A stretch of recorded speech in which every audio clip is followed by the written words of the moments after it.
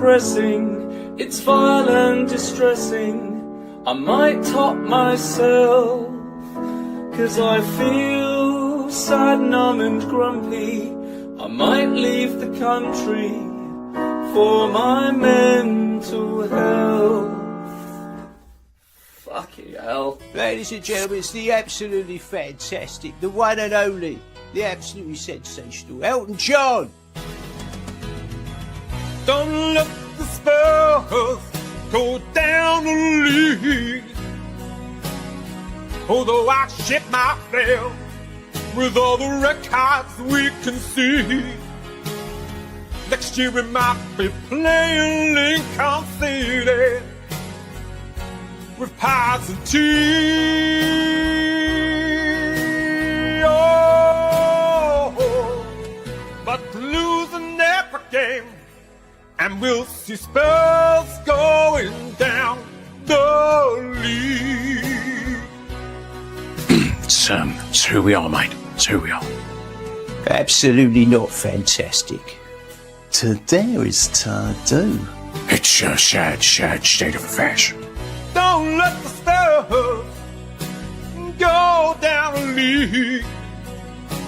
Oh, I shit myself from a corner and a set piece. The legend that is Harry Redknapp. Can't you see? Oh, it's you we need. But losing every game, we'll see the Spurs going down a league. The fantastic Elton John are coming and do a job as soon as Cheltenham's over. Fantastic. The Spurs going down the league.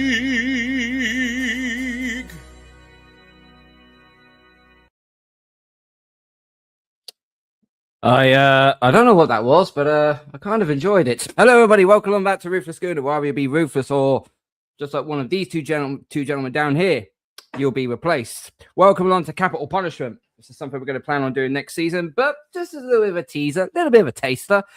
We're going to do this early. Final game of the season. Not really that much to go on. We're lifting up the Premier League trophy. And there are two games where huge ramifications and implications are at stake here. It is, of course, West Ham and Tottenham, both sitting in 17th and 18th, respectively, 2 points away from each other. They are in desperation mode now. West Ham need to win, and Spurs need something at home. And I can't do this tonight without two amazing guests. First of all, on the left side of me, on the West Ham side, I have got Tony from Hammers Fan TV. Tony, good evening, sir. How are we doing? Yeah, I'm good, mate. I'm good. When can I buy that bloke's album? Because it sounds superb and that, because I can just kind of play that over to Dermot as many times as possible. Oh, dear. He's doing it in the channel as well. Evening, Dermot. I didn't see you was there.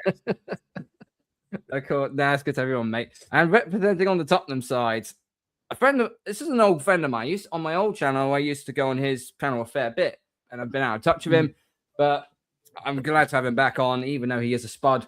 But we have to do this because it is Capital Punishment. We've got Dermot here from THFC Till We Die. Big up, Dermot. How are we doing, sir? Hopefully you've recovered from the hopefully you recovered from the freaking roasting I've just given you without saying a word. Yeah, I just wonder, where's Tony's roasting? Why is he not getting the roasting? Where's his Elton John song? I want West Ham to go down and have a Trevor Brook in, or somebody coming in the background helping. Do you know, I just feel this is a little bit lopsided, and I feel that you and Tony are in cahoots with one another because you both want Tottenham to go down. I know where this is going. I think this is rigged. I'm doing a Donald Trump. I'll call him for a re-election. For your information, I did have something for West Ham. Unfortunately, just like Tottenham and Leeds, it kept on blowing it after I tried to render it all the time. So it just worked. Yeah. But it is what it is. I think you got slipped a few quid by Tony. I think Tony slipped you a few quid. A brown envelope, bit like VAR. Oh, here we go. Nothing happening here. Big up. Great to see you again, Karl. Yeah, we did lose touch, bud, but look, glad to see you back, and it's an absolute honour to be on. Thanks for having me. Yeah, no worries, mate. It's good to have you on. Guys, the links to both guys' channels are in the title and in the description below, so please make sure you go and check them out. As always, make sure you smash a like on the video. Make sure you subscribe to the channel if you haven't already. What we're clicking on now, 147. So we're about 3 off 150 before the end of the season. Let's get to 150 mark before the end of the season, shall we? Not bad for being back after 7 weeks. We do have a lot of people in the chat. Big up to Kawaja, who's in the building. The 2 marks, Show Cookie. Big up, bro. Big up, Tony Karl. And it's come on, you Spurs. Okay, I hate to say that, but yeah, it's fine. This is now who will turn up on the day, who's got the minerals. Yep, exactly that. And obviously that's Dermot there. And yeah, big up to everyone that is actually locked in over on the other side on Tony and on Dermot's stream. So big up to you for joining. And that, Karl says 2026 FIFA World Cup is nearly here. I can't wait for the tournament to start. At the end, guys, we'll have a little bit of a discussion of the England squad, okay? Because I've done this on my own, but I just want your 2 thoughts, at the end of it as well. Big up to Jane from Talk Fan TV. Hope you are doing well, mate. Like so far. Big up to Unique, who's in the building. This clip is crazy. Big up to Unique as always. There's my main mod there. Big up Static. Hope you're well, bro.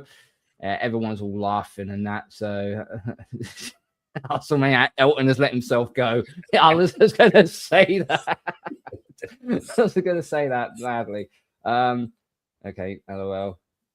What the Tottenham is that? Just something I cooked up literally about half an hour ago, but nothing drastic. We're going to starting with the question. Lads, both your teams are not in good form at all this season. You sit in and just out of the relegation zone for a purpose. Tony, we'll start with you first. West Ham sitting in 18th on 36 points. And I know obviously we played you a couple of weeks ago, and obviously there was a lot of controversy regarding the VAR, and each to their own regarding all that, what happened. But overall, the course of the season, where do you think it's gone wrong? Where do you think you've ended up in this position? The biggest problem, I think, more than anything else, is, and stats don't lie at the end of the day, it's the amount of games where we've thrown points away. And that comes down to, obviously, the management side of things, where Nuno has kind of made wrong decisions at the wrong time. The one that, I'll bore people to death about is the Bournemouth game. We was 2-0 up in that game. Wilson scores 2 goals, get a 3rd goal, game safe. Then he hooks him off after 56 minutes and then goes all defensive for the remainder. And when you look at it, 2 shots from West Ham and 25 shots from Bournemouth tells you the true story. And that's why it was 2-2 in that game. But we've conceded, or we've lost, shall I say, 22 points from winning positions. So when you look at something like that, that's the reason why we are where we are. If we got them things right, then we wouldn't be having this conversation now. It goes back to when you had Lopetegui as your manager. It didn't exactly go well there, and it's sort of like you try to patch things up. I listen, Nuno Espirito Santos, I actually do like as a head coach. The only problem is though is that sometimes he can get in his own way at times. And one particular game I'll say as a prime example was your away trip to Newcastle. Mm-hmm. Where I'm not sure if the player didn't turn up, or it was a case of the manager was just, I don't know, he just got his tactics completely all wrong. Within 20 minutes, the game was pretty much out of reach at that point. Yeah, it was in that game again. When you look at that, I mean, as soon as I saw the lineup, it was a case of right, we're going to, we're putting ourselves under pressure. We're going to be on hiding. As you said, 20 minutes, you're 2-0 down with 2 silly mistakes. Hermanson pushing the ball out to Debo when the last five or so minutes you're being peppered by Newcastle, and you play a ball out like that to someone who wasn't even watching. Harvey Barnes nicks the ball, gets the ball whipped in again, and Watermiller scores. And then that's for the 2nd goal. Comes down to the same thing again. We make a silly mistake. Disasi's way out of position.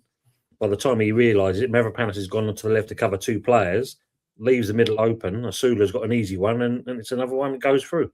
So when you look at something like that, that's when he hooks off to Debo in 26 minutes, changes the game, and Tatty for all purposes, and that came on. And he was you could tell how much it hurt him because he came on in that game and he was on fire. I mean, 6 shots, he hit the post, scored a brilliant goal, the contender of the season, you can say.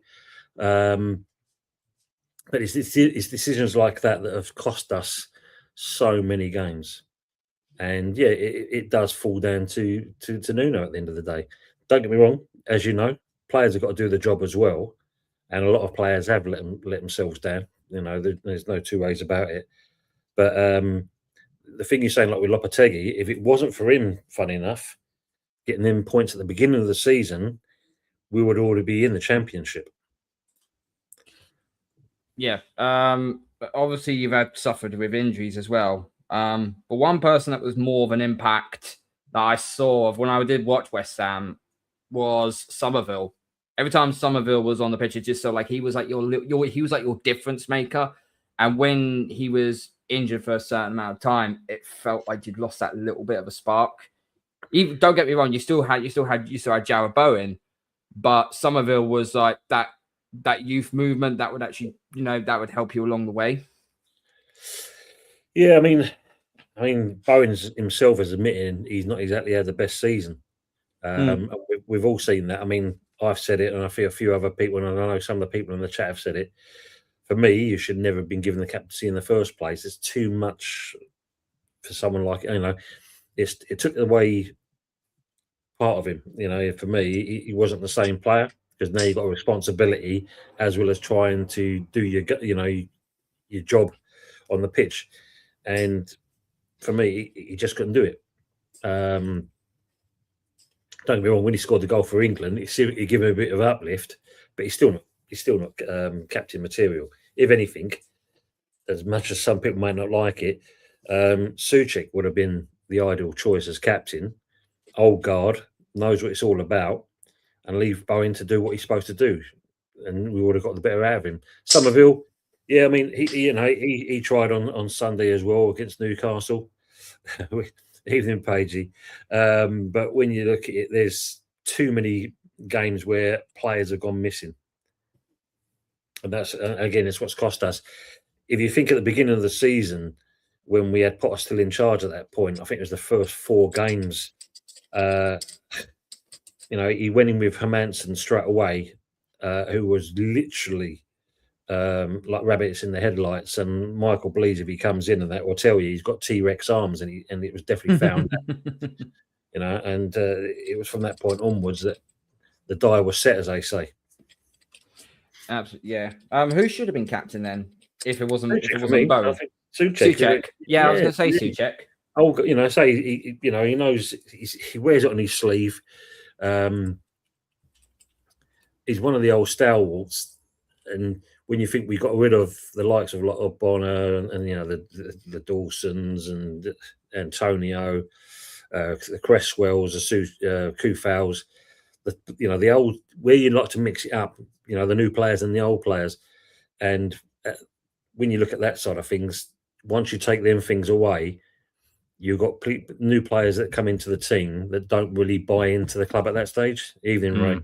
That don't buy into the club at that stage, and you've got to try and integrate it into there. So yeah, it's one of those. And the thing is, both teams are where we are because of where we are. Yeah, definitely. You're in that situation. It's a shame to see. Damn it. Let's transfer over to Tottenham, shall we? You've dealt with. I can only describe it as you had more injuries this season than the French had in the Second World War. VAR hasn't been kind to you on a number of occasions. That's not including the one we saw in the midweek against Chelsea, which I believe I don't know what the fuck the ref was doing there, but it is what it is. What the hell's happened? What the hell? We knew last season there was already grumblings going on last season because you finished 17th. Now, okay, the caveat to that was you won the Europa League, fair enough, but surely after that you should be kicking on. Now, okay, you made it through that. You got bounced out the first round of the Champions League to Atletico Madrid, but overall your season hasn't. It's not been as worse. It's not been as worse as West Ham's, but it's borderline around about the similar sort of ways. What's happened? What's happened at Spurs? And I'm generally saying this I- as a neutral here. I'm not saying this as a biased Arsenal fan. I'm saying this as a neutral ganker here. What has happened to Tottenham? What's happened at Tottenham has been mismanagement of the highest quality. If this was treason, they should be locked up and thrown in the Tower of London for what they've done to us. We've got a medical team that doesn't work. We've got a director of football who doesn't know what he's doing. We've got somebody who's took over from Levy and hasn't got Scooby-Doo how to run a football club. And we've got owners that don't want to spend any money, but they're quite happy building a hotel and they're quite happy building property around the Tottenham instead of focusing on what needs fixing, and that's the squad.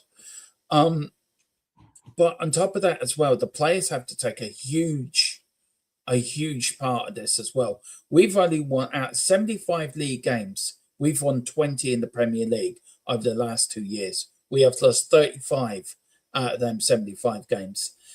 And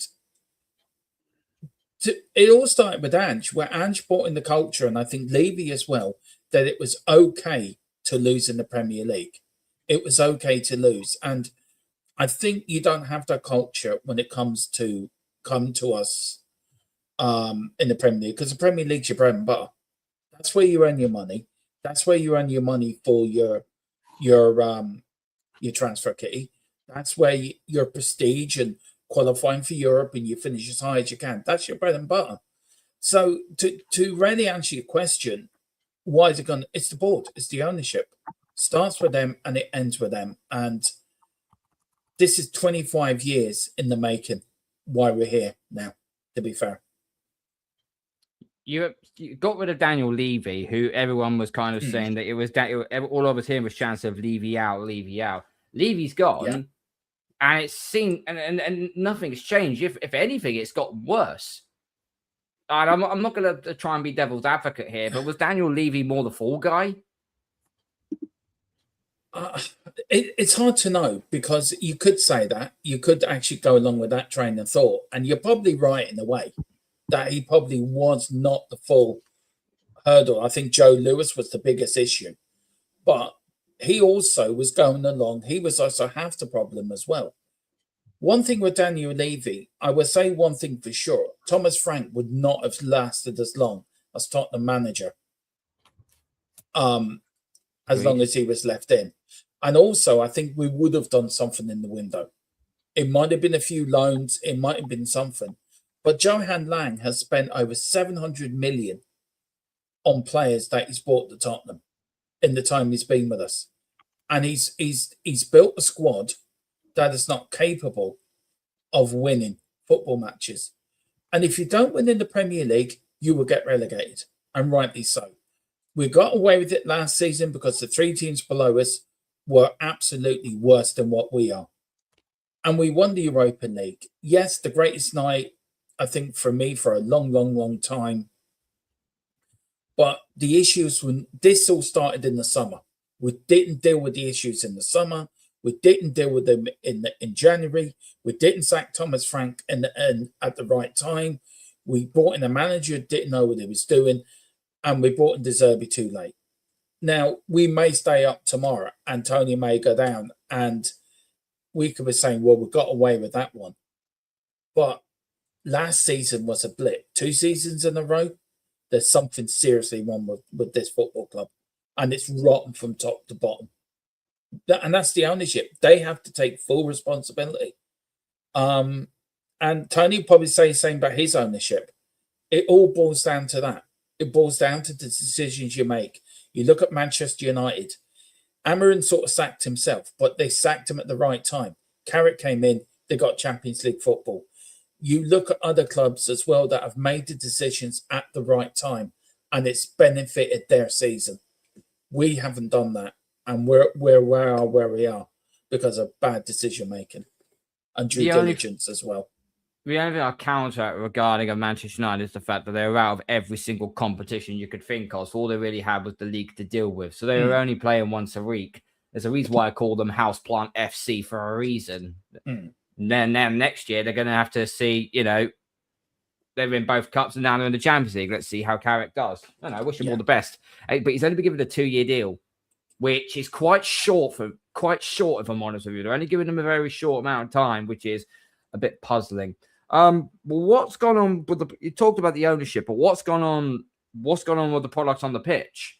Because you've had multiple amount of injuries. You've got an absolute asshat as a centre half in Romero, who's just want to be a perpetuant child all the time. Yeah. And that's not getting into what we've seen earlier on today regarding he stayed in Buenos Aires to go watch his childhood club and whatnot, instead of coming back to Tottenham to actually try and, rescue you from relegation and that. But what's happened on the pitch in general? 2 wins at home all season. I expect Burnley to have 2 wins at home all season. I expect some like Ipswich Town or Norwich or West Brom. I know I'm going back in the older days, but they used to be professional football's yo-yo clubs. Now it seems like that's Burnley. Now it seems like that's fucking Burnley. But 2 games at home, that's mad. You built that stadium so it could become a fortress, so it could be a real issue. And teams have just gone there and just taken points off you like it's nothing, like it's candy. Yeah, it's been a horrible season at home. This is the worst home season I think we've had in our history. And it started from last season as well, where I said it before, it was okay to lose. The loser mentality, it was fine to lose. There was no accountability for you losing at home. And we've seen the players this season. The players have to be held accountable massively for not. They've thrown managers under the bus. They haven't played, and I couldn't really put my finger on it, Karl, because I'd be here all night. We'd be here to this time tomorrow night if I was trying to figure out why we are where we are. But again, if you look at the stats, and the stats say only 20 wins in our last 75 Premier League games, that tells you everything you need to know. That it boils down to Joanne Lang not buying correctly and buying players that are not good enough to wear our shirt. Romero, what he's doing, I think strip the captaincy off him now and never let him back in the club again, because as we were talking earlier, Bowen wouldn't do that at West Ham. I wouldn't say back in the day Tony Adams wouldn't do it at Arsenal, or Nigel Winterburn, or Steve Bold, or any of them players. I can tell you Graham Roberts, Steve Perriman, Ledley King, Robbie Keane, any of them players wouldn't do it. I know that for a fact. And there's players at our club that don't care. They don't care about the shirt. They don't care about the fans. They don't care. All they want to know is, where am I going next? And I think that is, sadly, that's the footballer of today. The footballer of today doesn't care about the team he's playing for. It's just passing through.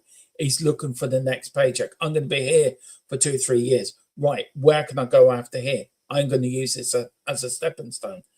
But also, you've got to blame the ownership for not making the right structure around these players.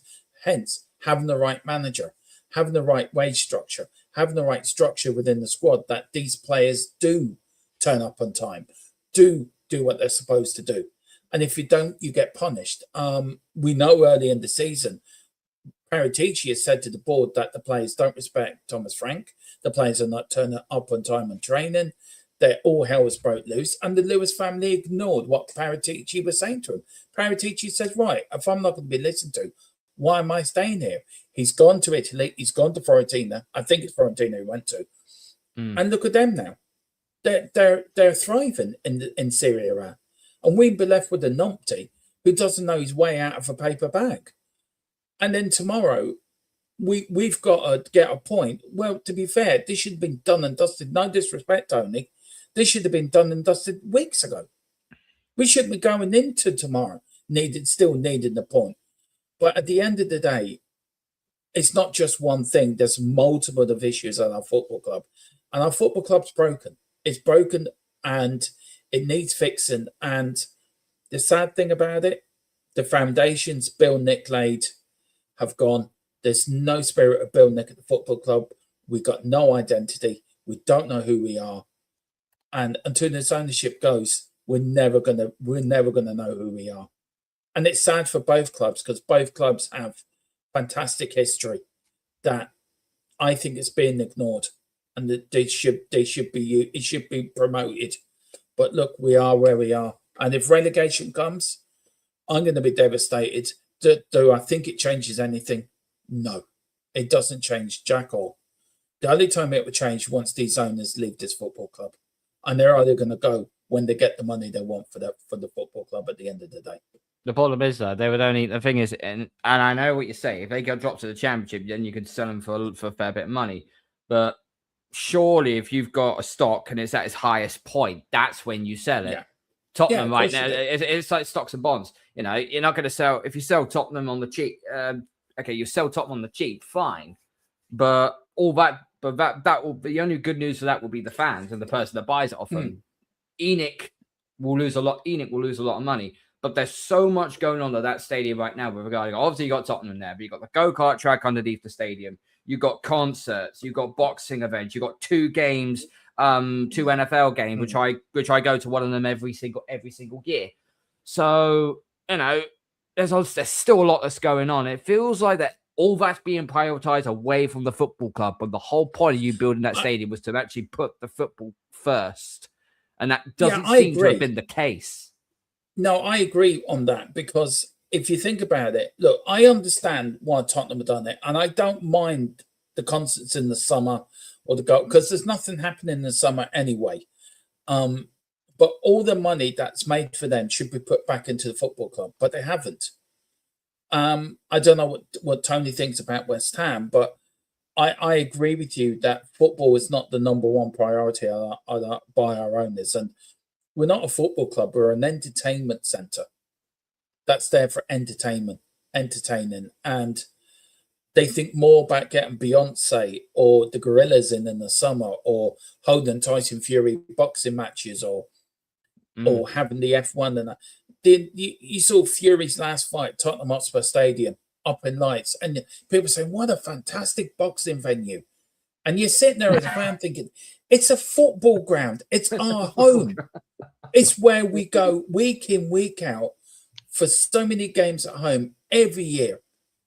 And it's not a boxing venue. It's a football ground. And that's what frustrates me. I understand football's going that way, but football in general is losing its sort of links to what it was about. It's not a working man's game anymore. It's not a working family game anymore. It's gone into being a game for the rich, for the people that can afford it, and the people's like myself and my family, Tony and his family, are being priced out of football. We it's not for us anymore. And I fear for the game in the next 10, 15 years, what it's going to be like, because the likes of me and Tony and yourself, Karl, people watching and watching on all our channels, it's not going to be a game for us anymore. It's going to be a game for the rich and the wealthy. And we're just going to be looked upon like it was when football first started. It was all about keeping it out from the working man, the working people. It was a working man's game. It was a working man's game. It didn't start off as that. It started off as a rich, privileged for the rich people, and then it became a working people's game. Now it's going back to where it was when football first started. We need to, as fans, need to protest. We need to get out and rescue our football clubs, because before too long, we're going to lose them. And the clubs like Tottenham, West Ham, Arsenal, we're going to be priced out of the game. And it needs to stop, and it needs to stop now. No, it does stop. Before we get into Tony on his club's ownership situation, I've got a comment here. Big up Chris Brown on score 1959.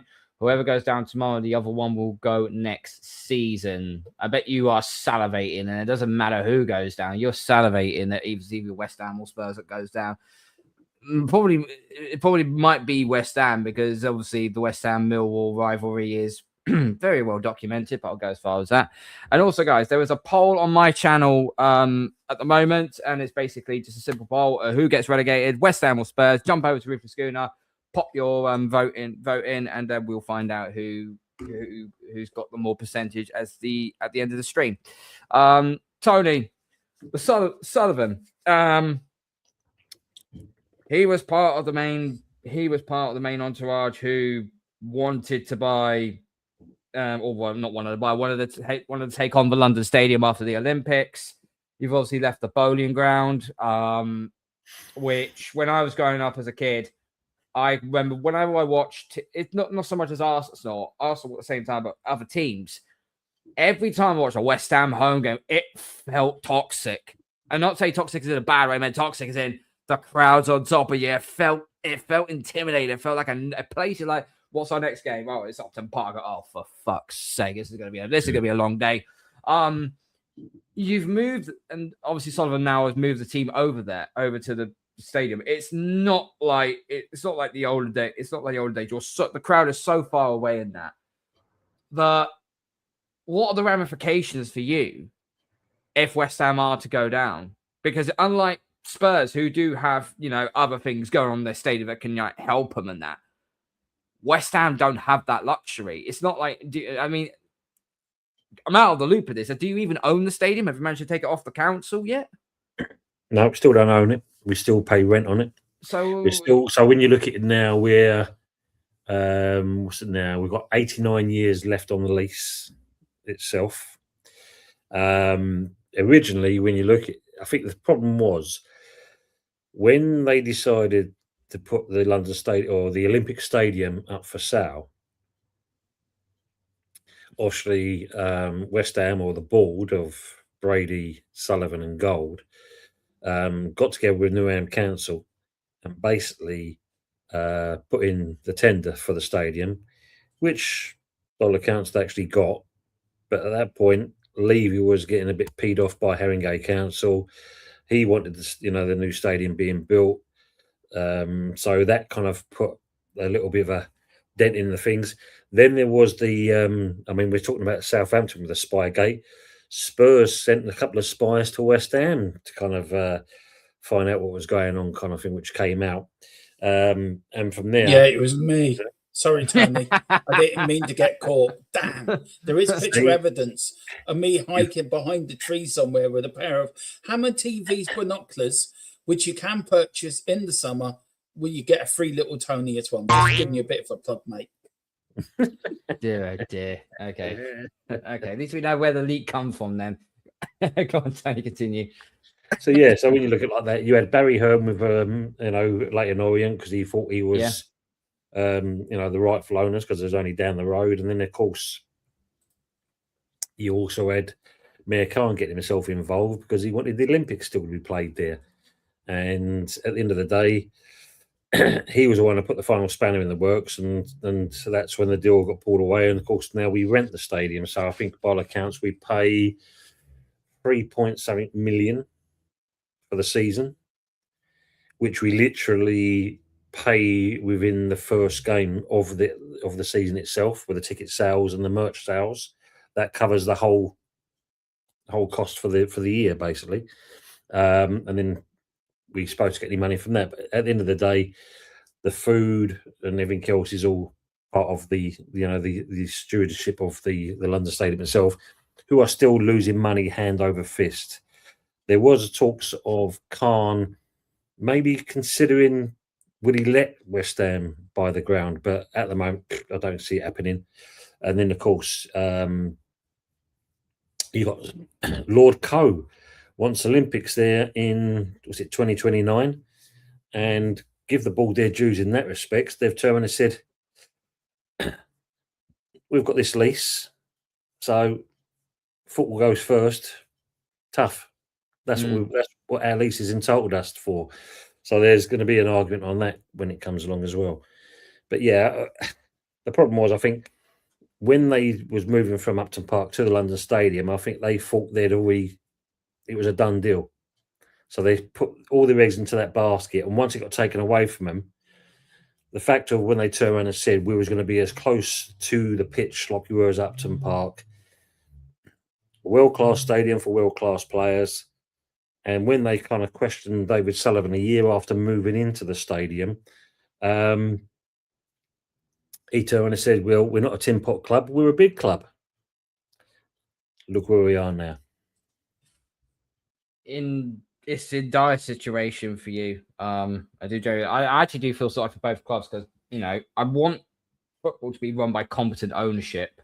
If the team is just shit, then that's obviously a manager situation. But when it's more than just the team, it's with money, it's transfers, and it's just these little decisions which just alienate the fan base. It's just not nice at all. It really isn't nice at all. Moving into obviously tomorrow's games. Out of all the 9 hypotheticals, shall we say, only one of them sends Spurs down. The rest of it all sends West Ham down. The margin for error for West Ham now is absolutely, you have to win, and because destiny is now out of your hands. Or as Robbie or as AFT would say, it's all in your hands. It's not in West Ham fans, all in Tottenham's hands. They have the opportunity to just get it doesn't even need to be a win. Despite the fact you're with 2 wins on the season, you just need something. You need a point. I mean, for us, a point, even that is not good enough. We have to get the win, and basically, I was referring to a point for Tottenham. That's what I meant to say. All they need is a point. It doesn't matter if we win our game regardless, and that all it takes is them to get a point, and all the good work you do in that means nothing, basically. But then it's the club's, it's West Ham's fault for doing that in the first place. So, we're put ourselves there, basically. So, what do you expect? We can't, expect anything further. I mean, obviously, we're relying on one man, and it's a former manager of ours. And if he does get it over the line, as someone put on here, kind of thing, I don't know if you can see it. As soon as it happens, there should be a statue of David Moyes going outside the London Stadium straight away, basically, just to say thank you very much. So it's down to that, basically. It is literally as tight as that. So we, for me, and I know Dermo's going to be doing the same. The fact that I'm going to have 2 screens going on, as well as doing the watch along and watching both games. It's going to be it's going to be a roller coaster ride, that's for sure, kind of thing. I mean, fun enough, the 2 marks you saw earlier on, I did say to them, imagine doing a collab watch along, and I thought so, and I said it to Dermo as well. For your mental state, it's probably not going to be the best thing to do. Yeah, nothing's going to happen on that stream whatsoever, is it? I said that in tongue in cheek as well. I think I better to always Tottenham to go into the Guinness World Records for holding a children's birthday party. If that's horrendous. Dermot, over to you. You've got Everton at your ground tomorrow. Yeah. Now you've got one of the worst home records, and it's only second worst because of goal difference for Burnley. You're facing an Everton team that they have an outside chance to get into Europe, but they obviously need to win. They need help along the way. Yeah. But they have the 6th best away record in the Premier League this season. How do you attack this? Do you try and go play as you are, control the possession, and go out and get as many shots as you can? Or do you try and play pragmatic and go, do you know what? We don't need to win this game. We just need to not to lose. We just need to go for it. Go for it.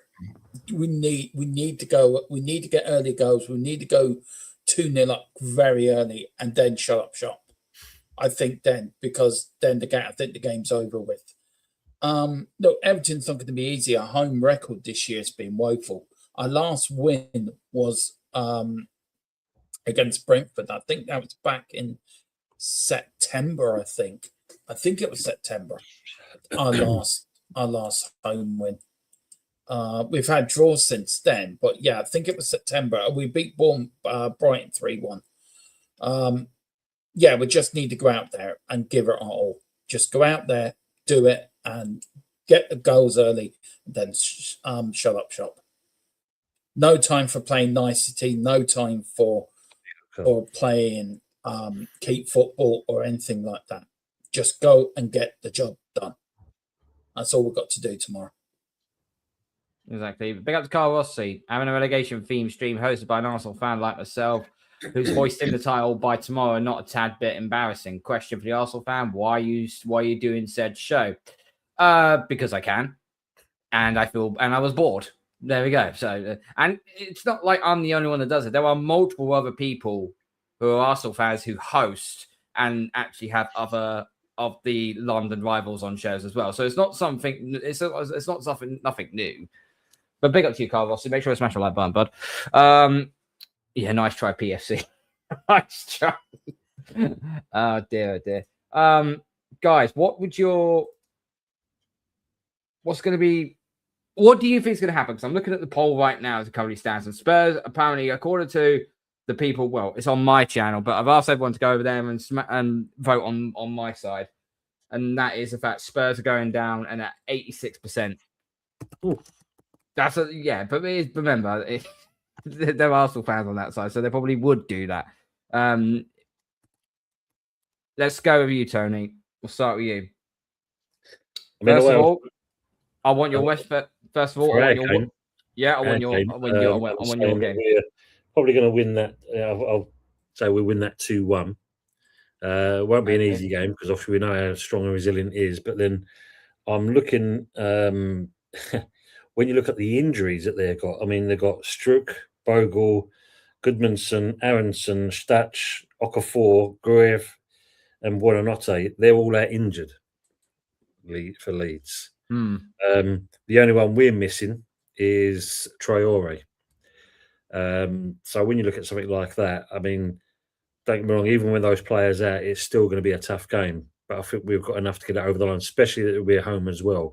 I think Nuno was set up right this time. I think he's got no choice but to do that, considering what he did last week.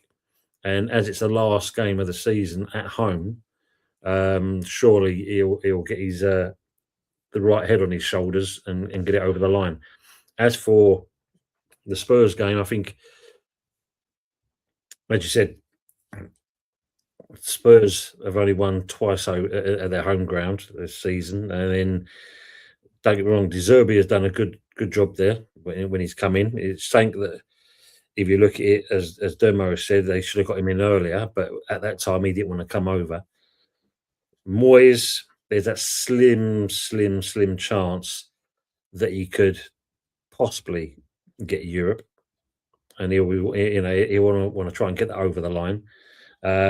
Obviously, cheekily, he said that he would still like to see West Ham stay up, which could be a bad thing in certain respects, because that could give De Zerbi the momentum to and saying, you see what this bloke's saying about us? You know, it could have that effect to it. But I think Everton will turn up. And what did I say in your Dermo? Was it 3-1? 3-1, you said, yeah. Well, 3-1 West Ham or 3-1 to Tottenham on that side? Not so. Come. Yeah. Okay. Jeez, dear me. Okay. It's Everton winning 3-1. You think I'm going to big up Dermo at this point? I like that bloke. I ain't going to give him that much praise. What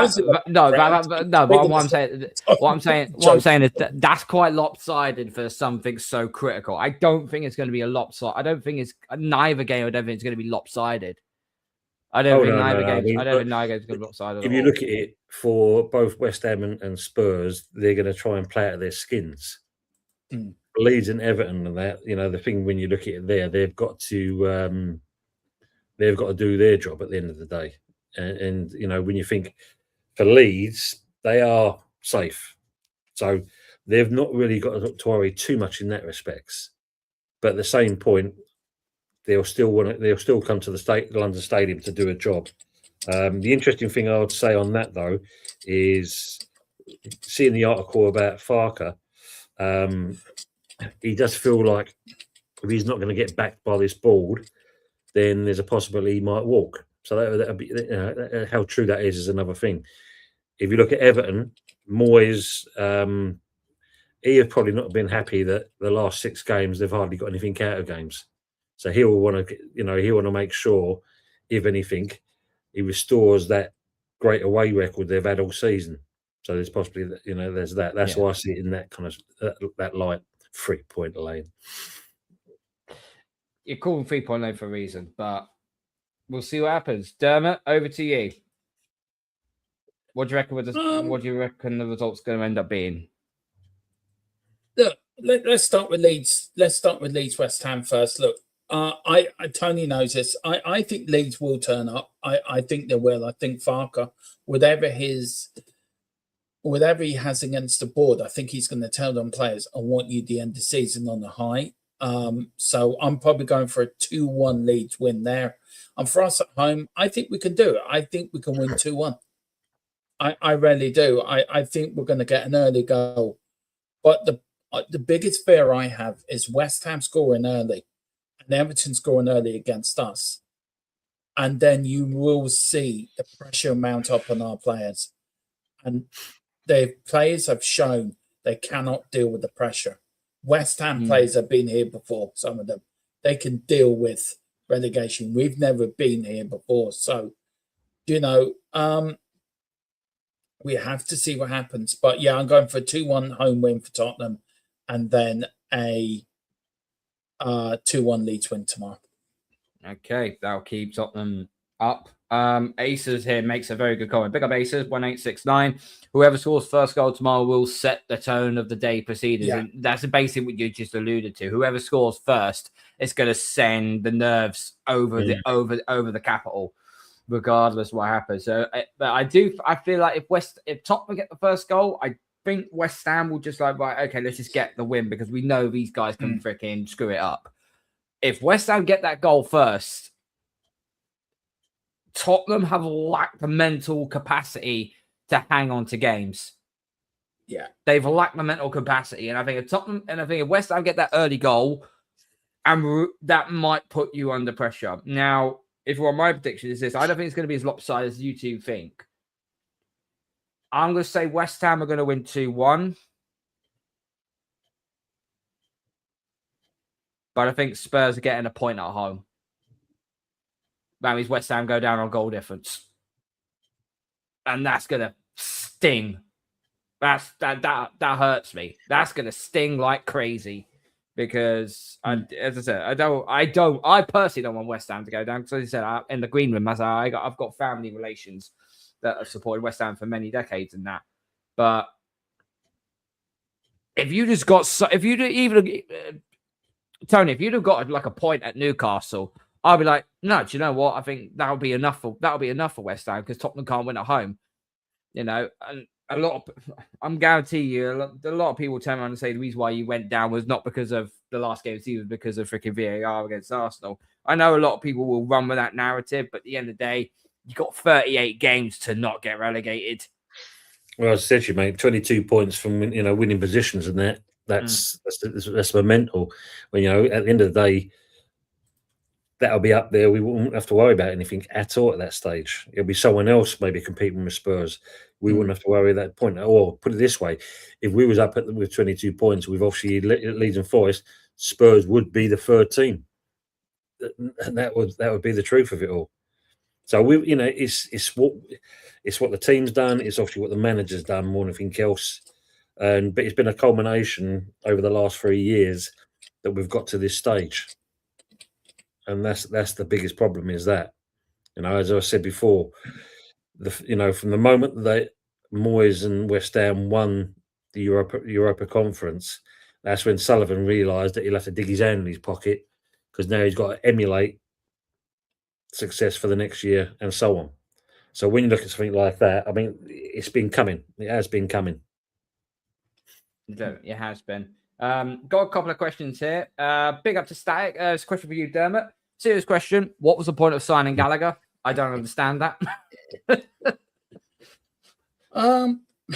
I don't get what the point of signing Gallagher was too, to be fair. Where we needed defenders and we needed a striker, we're going to buy a bloody midfielder. I think he will come good. I think in next season, I think a pre-season on the Zerbi, we've already seen we've seen glimpses of what he can do. But to buy the one player, just to sell Brennan Johnson, and then we go and get Kudos injured, it's just, that's the point I'm making.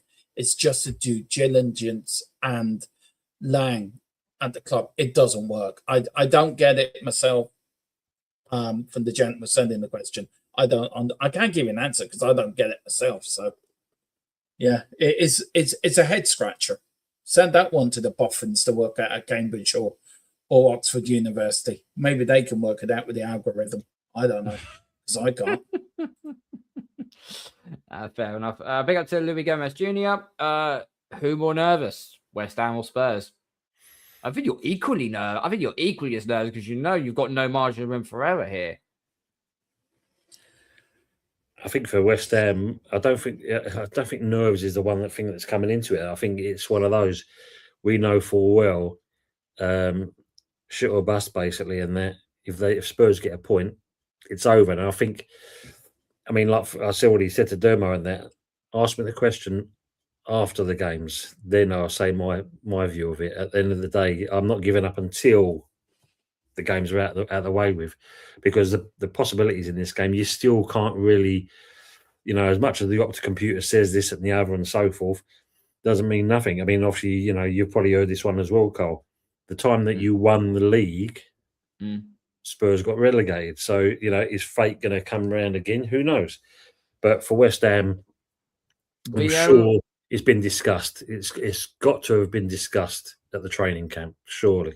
If they're not doing that, then also they're forced to themselves. Yeah. The only thing I would say, and it could sway the fact that Tottenham could get relegated, was because everyone knows expressions. He he ended up touching a replica Premier League trophy, thinking we're going to win it next year. That's a cardinal sin. And he could potentially go down. But no worries. Louis Gomez says Jordan Pickford was seen in a strip club. Interested in tomorrow's game. Okay. He was seeing how many balls he could have kept up. Fernando's miss against Arsenal was shocking, worse than VAR. Yeah, it was. You should have buried that. I think it was Arvida just took one touch and buried it. That goes in, but he took too long and he gave Raya enough time to come out of his goal. It was the extra touch, Cole. That was the thing. Why you got to take an extra touch for on that? You're a player on that. You should be able to score with your left or your right foot. Doesn't matter which one. So yeah, should have buried that. Question by ADM.94. Pick up your bro. How long do you think it will take West Ham to come back after the inevitable relegation?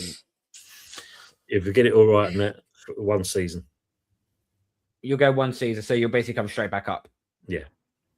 Well, you've got 8 places now, isn't it, for playoffs now? They're oversat training the playoffs now, the championship, I've noticed. Look at the Champions League. You got to think there's 9 positions up for grab for this time, so it's anything.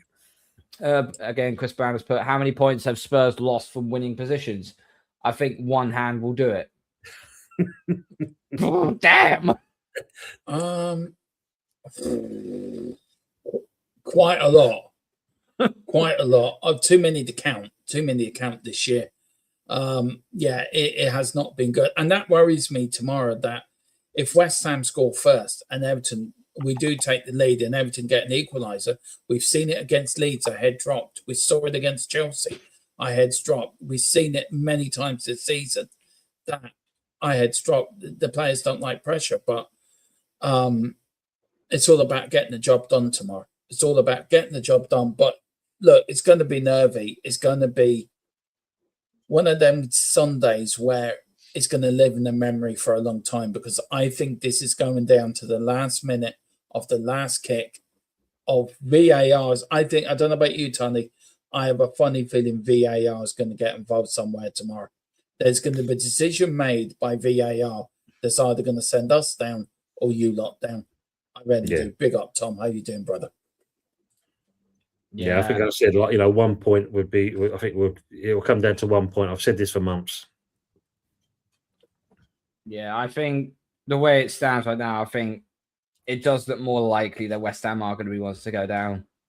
But you never know. The Premier League is a very, very weird place. Shady shit happens every single week.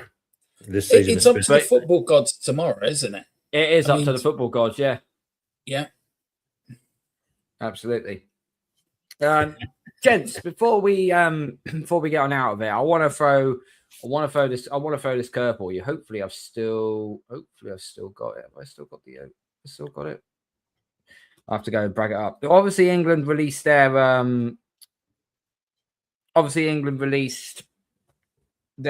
team. The squad, provisional team for the 26. I want your opinions on it because I'll try and get it up quickly. So just bear with me a second, hopefully.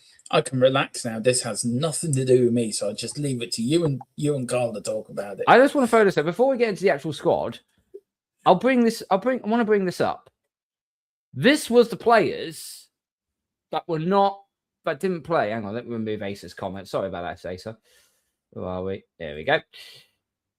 Players not selected for the World Cup squad. Now, if that was a formation that obviously Tuchel's going to be playing with, is a 4-1-4-1. Look at the names that are not going. Pope, Alexander-Arnold, Maguire, Colwell, Shaw, Wharton, Bowen, Palmer, Gibbs-White, Foden, Calvert-Lewin. Of everything that you've seen from the team's list, what's been the most shocking to you that has come out? Either one of you two does it. I think if you look No, at as I said, Tony, you go first, but I have no thought in this. I mean, when you look at it, I mean, Wharton and Calvert-Lewin, definitely them two, and that, it seems to be strange. Alexander-Arnold, you would have him in there in the background kind of thing. Pope I can understand with. Maguire again, he found some form, and apart from the injury he got, Gibbs-White has also done well for Forest. So when you look at some of the choices there, I mean, Bowen and that, I mean, for me, I've already said he's looking at it as a last hurrah that he's possibly going to get an England call-up, but not on the form he's been in.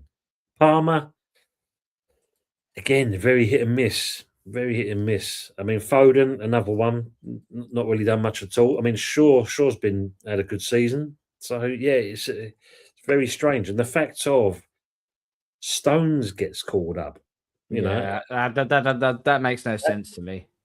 And of course, it's like that favoritism again, Henderson. Are we supposed to be moving on as a national team, not kind of like going back to the old guard? We want to try and do something this time. I don't think Henderson will play. That's the strange thing. I don't think Henderson's going to play. I think he's more there for leadership. Yeah. But then you're wasting a spot. Then you don't think you don't think Declan Rice can lead us? You don't think Harry Kane could lead us? This is the thing. I'm just saying me being biased. I'm an Arsenal fan here. I'd rather freaking they give Marvel Lewis Skelly a shot instead of Henderson. Well, look, Mr. Waffle's put in there as well. Like, Madueke's been given the chance. Yeah. The guy's the speed merchant, keeps running the ball out of play. He does nothing for us. So, yeah.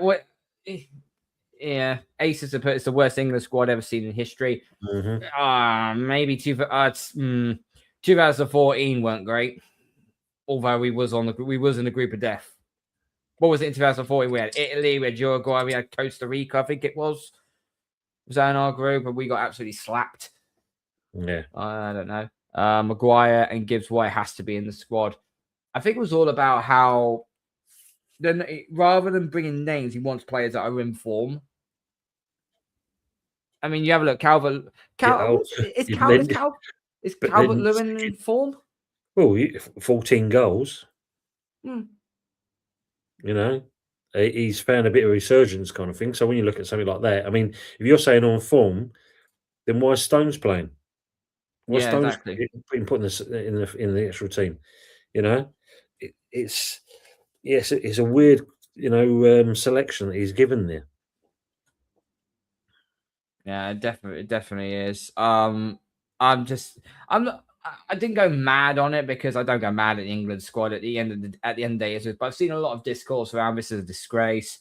Tuchel is a freaking German spy. Harry Redknapp has said that, which is very wild. That's brilliant. Yeah. I don't know. Dermot, what's your thoughts? While I try and get the actual from a fan looking from the outside in, look, being an Irish fan and us getting where we got to, I'm very puzzled by the way that your manager, what squad he's picked for the World Cup. I must admit, I think he must be in talks with Tottenham and West Ham this season how to build a squad that's not capable of bottling it. And as for you saying about that treacherous little turncoat that dumped Ireland for England, he couldn't lead his way out of a paper bag. But putting that aside, putting my allegiance aside to one point, I do think there's some good players in that squad. I do. I think Eze. I think also Manu as well in that midfield. Anderson. Yes, you're that player that plays for Arsenal. Also, I'm glad. You can't get over that. You can't get over he was Irish and he changed to his English. What got me, Karl, the most right? He kissed the badge. He played a full friendly international with us and kissed the badge. And then after that, do you know what, lads? I'm just going to go across the water. They're going to qualify more easily than us. See you later. The surprises for me: Ivan Toney, Henderson, Jed Spence, and Bellingham. I just don't know what Bellingham offers you. Yeah, I'm sitting there scratching my head, thinking, what does he offer you? He doesn't offer you anything. He had one good World Cup, and he's been playing off that ever since. He's been showing up at Real Madrid this season. When the going got tough, he doesn't go anywhere. And also with Bellingham as well. When Harry Kane drops into the 10 role, Bellingham wants to do the same thing. So they keep clashing into one another. They keep trying to go same spot. Ivan Toney, I don't get it. With that. And also with Henderson, it's bizarre. But look, I'm pleased for Jed Spence because I think, does he deserve it? No, I would have put Trent Alexander in there, if I'm being honest. But I'm glad to be the only Tottenham player going to the World Cup. Fair play to him with England. And your goalkeepers, I would have picked only 2 goalkeepers and picked an extra, say, midfielder. Mm-hmm. But I think you need a minimum of 3 keepers. It's by rule, I know. It's by rule. It's bollocks because you're not going to use the third one anyway. But you got Pickford, this is probably going to be his last World Cup anyway. Yeah. You got Dean Henderson, who's done pretty decently for Crystal Palace, and then you got James Trafford, who's the backup to Donnarumma. I mean, that's a perfectly good understudy to have under Donnarumma. So, but the other thing is with things as well. Luis Gomez has just actually posted this. Ivan Toney has won the jackpot in life, 400k a week in a World Cup squad. If you read the press conference, what Tuchel said, he has said a lot about him, about Ivan Toney with scoring ability, this, that, and the other. And then he said at the end, he is a key penalty taker. That's the only reason why, and I'm not having a rant here, but that's the only reason why he is taking Ivan Toney. Because we are, well, obviously Dermot is, but me and Tony are English. We know there's going to be a penalty shootout. We know it is because there's 3 things guaranteed in life: death, taxes, in England, and the penalty shootout in the fucking World Cup. Consistently all the time. Exactly. So, I mean, again, when you look at like the attackers, I mean, even Anthony Gordon, what's he done? He's been injured most of the season, and he's in. Madueke in. Saka's not exactly been great, but he's in because he will be in there regardless. I mean, he can walk with one crutch and you'll still put him in. I mean, Bellingham, I agree with Dermo in that. Unfortunately, it's all about Bellingham at the end of the day, not a team performance. It's all about him. Unfortunately, the fella overhyped himself. So he's another one. Because they've been there before, it's what that guarantees them to go back in again. No, as you said, Karl, if he's supposed to be on form, then really that's what should be picked on. But when you look at some of the players that are not going, there's a couple of, Walton especially, he should be in there. 100% he should be in there. yeah, it should be. Bellingham's most overrated by the British media.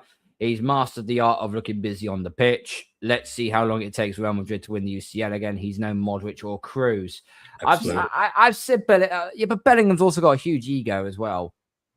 It's as big as New York City, for Christ's sake. Yeah. I think that squad, I don't know if you guys agree, I think that squad is a quarter-final squad at best. Minimum court. Well, everyone is saying we have to reach the semi-finals minimum because that's what we've been doing in the That's what we're doing in the last few major tournaments with England. But it's under a brand new manager. It's under a new coach. We don't have Southgate. We don't have the defensive, pragmatic, boring style of football. It got us very far, but that's the whole point when we're bringing Thomas Tuchel in. He is a tactical coach.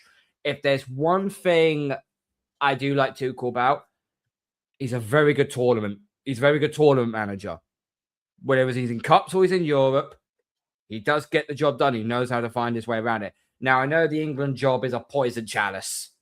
We always this country gasses itself up every time we get to the quarterfinals, semi-finals, and we sing football's coming home again, and then it just falls flat on his face the next round. But this is probably the first guy I could recall, probably since Terry Venables, maybe even Terry Venables, who actually is actually a very good coach to actually tactically get it right, to actually get it changed and tweaked correctly. That's why I'm holding out hope a little bit.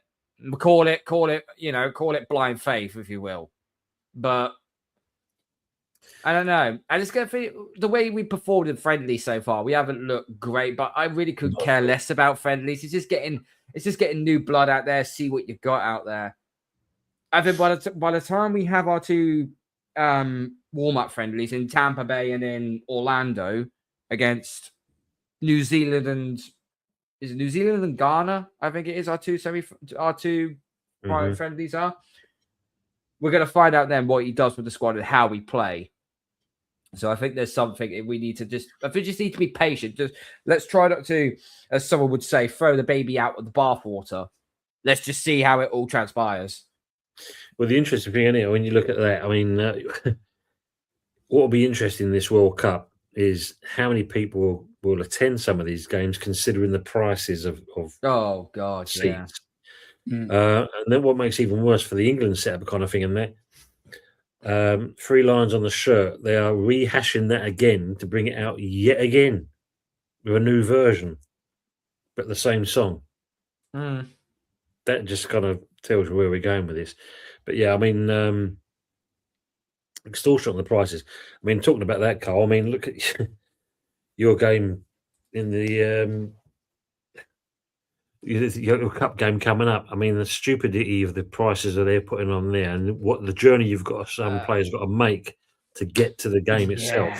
I mean, DJB and Kenny Ken have been very, very vocal with the fact that getting the tickets. So I don't think DJB has got a ticket for the game, but I think he is going to the screening at the Emirates, if I'm not mistaken. But yeah, the tickets are just so extortionate. It's not just the tickets; it's the flights over there as well. Yeah, they're taking the piss on the flights. And I don't think I've still got it. If I've still got it, I'll show you. I mean, we had it last year. No, I have got it. I have got it. And Dermot, you'll find this funny. Let me just remove this quickly. You'll actually find this very, very funny.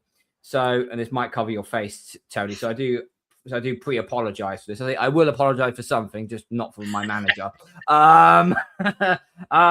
So obviously, I don't know if you saw it, but someone had pre-booked a hotel. It was an Arsenal fan, but pre-booked a hotel for Budapest, and basically, I think it was when Arsenal got announced to be in the final, they plastered it and they said, "Yeah, I'm going to the Budapest, this, that, the other." And I know it's quite small, but if you actually look quite closely, you'll find there is a booking reference there. Some Spurs spanner rang up the hotel and cancelled the reservation. Absolute genius. I'm sorry. I am sorry. If you're plastering that over social media, what do you expect? If it was West Ham fan would have done it. A Tottenham fan would have done it. I mean, to say it was a Tottenham fan, that was pure genius. Yeah. I mean, for that player. But look, I don't think you're going to win that final. No, I will say congratulations to you, Karl, on winning the league. I will say that. I may not like the team, but I like you, Karl. I've known you. So I will pass on because like you and Brenny and Bobby and all the gang from the Football Takeover as well. I've got great time from them all. Yeah, just me and Tony just looking from afar and just thinking if only it was us and we're sitting in a pub somewhere, crying into each other, thinking, why us, Derma? I don't know, Tony. And, next season, what's going to happen? I want to ask you guys a question with Pep leaving. Do Man City get their deduction on the Monday after the season finishes? Does that break Monday morning after the season finishes for next season? I think I haven't tried to look at the 115. I've always thought like this. It's like 115 charges, but I'm like, it's on basically 4 charges, and they're just all 4 parts of it all. But the fact Guardiola dropped the bombshell literally at half time when Arsenal were 1-0 up against Burnley, it just feels all too coincidental. Why would you? Surely you would announce. Maybe if the league was done, maybe you announce like, I don't know, a few days before, the final game of the season against Aston Villa. Then I've decided I'm going to step down and leave. Then you're like, okay, he's leaving. Fair enough. We give him a good send off and so on. But the fact he actually done that and then had to go into that Bournemouth game and win that game, try and take it to the last game of the season and failing to do so, it just all felt a little bit too coincidental. Yeah. In my personal opinion. But listen, Pep Guardiola is going to have a stand named after him. The new North stand that Man City have got, they're going to be naming a stand after him, which is respectable, really, really respectable. And he's been their best manager in their history. But if these 115 charges come out and it's absolutely horrendous, then it's a tainted legacy. Then also, Tony, for you and me, if it is brought out on Monday, and say for example, right, hypothetically, it's brought out on Monday, do Tottenham, whoever goes down, does that club then sue Man City and say to the Premier League, they should go down this season? I think West Ham sue Man City. Did Tottenham sue Man City? Do you know what I'm getting at? There'll be several clubs doing it if you think about it. I mean, there's a lot of them that could do that. I mean, not being funny, if you think about it, Arsenal could definitely put themselves in that position because certain games have cost them winning the league, and that could be where Man City have done them kind of things. So yeah, the implications are tenfold if you think about it. I mean, when you look at the situation with Southampton down in the Championship, I did see a thing where Millwall and Wrexham may also consider putting their pennyworth in, because at the end of the day, with the situation with Southampton, it kind of denied them a possible playoff position. So when you look at things like that, I don't think you're going to hear the end on that side of things, and I don't think you're going to hear anything. If it does come out that's if it's going to be 115 charges, because I think if you look at it, it'll be nowhere near that. You'll be lucky it'll be half of those charges, I'd say. But if the FA or the Premier League, whatever way you want to look at it, want to try and make an example, because we know this is what this lot tried to do, even with the points deduction, by all accounts, City's going to still be safe. So it doesn't really... It's one of them kind of, it's an awkward one. I mean,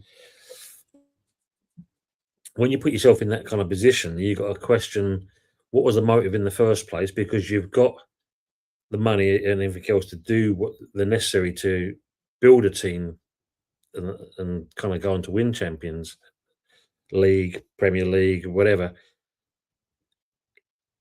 If you look how this FA and the Premier League run, there's a lot of things that they get away with which are not questioned. For a West Ham's point of view, we saw that with Paqueta, how that was handled, that with a betting scandal. I mean, you take a man's phone, you give it back a month later, you give it back to him, and then a month later you ask him for the phone back, and it's like, hold on, you've had it all that period of time, so why haven't you got the information you need? And then, of course, I want to add to that, Tony. They couldn't do it. Sorry, mate. I just want to add to what you just said. You are right in what you're saying. But my point back to you is, are the Premier League scared of Man City? And are they scared of, in a way, of damaging their product? Of course, because at the end of the day, you've got to think they've got the money, they've got the clout, they've got the acumen, they've got the legal force behind them, haven't they, at the end of the day? So they can in some respects, outbid and outdo anything really if they wanted to. I mean, not being funny, when it first came out that these charges were going on there, it was already said at that point City could drag this out until 2030, 2035 if they wanted to. So it's not gonna stop. Yeah, no worries. Mr. Waffles put, I'm interested to know if the title City won and they are guilty. Do they have them removed? They won't have the titles removed. I think once it's set in stone, what are they going to do with all the trophies that they've engraved Man City's name? It's going to look a right mess. And if they do, it'll just go down as non-applicable. They won't move it on to whoever was finished second, but they'll just move it to non-applicable because at the end of the day, it was a tainted season or seasons. City are long hauling it. Then playing this until this is sorted. That should be ban them from playing. Ban them from playing until this is sorted. Yeah, exactly. Which is why I think it's going to happen. I think they will get. I think my personal thing, it'll be a fine and a points deduction. I don't think it'll be. I don't think they'll get relegated to the Championship. I generally don't. They need to keep. City have got big money. The Premier League need them for big money, so they're not gonna. They're not gonna throw the. They're not gonna throw the huge Yellow Pages book at them. Maybe just a small one, but not not the usual size that we used to know of back in the day. City and Chelsea cheating bastards. Juventus were stripped. Yes, Juve were stripped. Yeah, but remember this. Yeah, remember that the Italian. And not the Italian FA, but the Italian Football Association, the Italian football lot, completely different. They don't like corruption in football, but yet they're more corrupted now than what they were previous back then when Juventus were on top. But anyway, I digress on that. I think let me just add one thing I'd say about it. When you think about the South, just to kind of add on with what's going on in the Championship, Southampton been docked 4 points, haven't they? Yes. Now the FA is getting involved. It wouldn't surprise me that you're going to find them probably going to be getting 10 points deduction. That'll be more than enough for them to stay up anyway. So that's not really much of a. It's the thing. They've increased it to 8 teams now, not the 6, which means there's 2 extra spots. So basically, South are like, okay, yeah, hit us with a 10-point deduction. We don't care.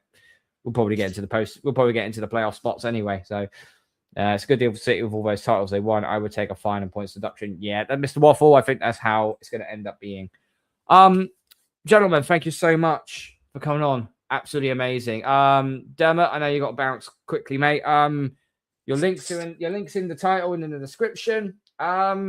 Just let them know where they can find you and what you got. Obviously, you got the watch along coming up tomorrow. So if you want to go and watch the Tottenham Hotspur fans celebrate or cry his eyes out, and you probably know where to go there. But what else you got coming up afterwards? After that, we've got the season review next week, and then we've got loads of transfer stuff. I kick into transfer, and then World Cup watch-alongs, and then in July we're going to kick off with all the pre-season games and everything. Kick into another season. So yeah, big up. I have to bounce, Tony. I will give you a text tomorrow, man, and after the game, Karl. Best of luck. We'll do something over the summer, bud. Keep in touch and email me on my email address, and then I'll link you my number, and then we link up on WhatsApp and we'll do something. But please like and subscribe here. Do it on Tony's channel as well if you can, and mine as well. Thank you so much for having me on. No worries, Dermot. Absolute legend, mate. Absolute legend. Dermot's always a sound person. Big up to you, bro. Tony, thank you for coming on, mate. As always, your links in the title as well. So go and sub over to Tony's channel, doing absolutely amazing stuff on it over there. What have you got coming up, and where can I find you? So you'll follow me on Hammers Football TV. I'll be doing a watch along as well tomorrow, and then obviously 8 o'clock it will be the Sunday night takeaway show. So we'll have a few people on that one. That should be very interesting. I've already got the black suit ready and the black tie, so I'm ready to go just in case. If not, the Hawaiian shirt's coming out, kind of thing, and it's Mexico's all the way. It's going to be one of those, Karl. Obviously now that Dermot's out the way, obviously I do want you to stay up and Spurs to go down. I'm an Arsenal fan. I'm not gonna deviate away anything close to that. Okay, but I wish West Ham all the best for tomorrow. get your win, and then it's It's in the cross lap your of the fingers, gods. cross your legs, and cross your Yeah. balls for the rest of the games. It's going to be problematic.